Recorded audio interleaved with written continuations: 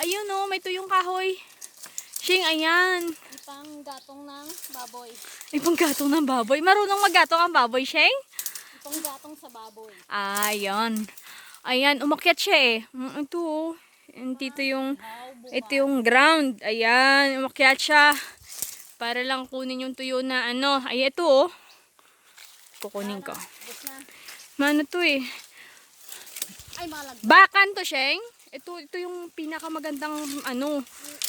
Napaka lumiliyab yung ano, apoy eh.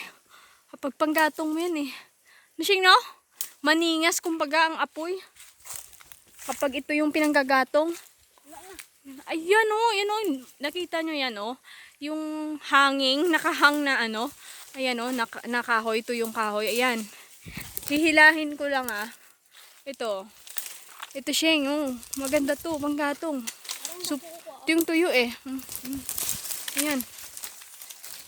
Kaso sobrang ano naman, sobrang marupok na. Sobrang ano kasi, sobrang marupok na. Kaya nga Sheng eh. Ito oh. Ayan oh, kahoy. Ito. Laki nito oh, laking kahoy. Ito. Makakaluto ka na ng isang kalderong ano, sinaing na kanin. Ayan. Wow, ayos yung ano mo siya nga. Siya nga ayos yung formada mo dyan siya nga. Enjoy. Nag-i-enjoy ang ano, nag-i-enjoy ang 32 years old sa itaas ng ano, parang bata lang ano. Imagine nyo, 32 years old na yan. Imagine niyo. Ayan. Akalain nyo yun. Ayan. So young, you know.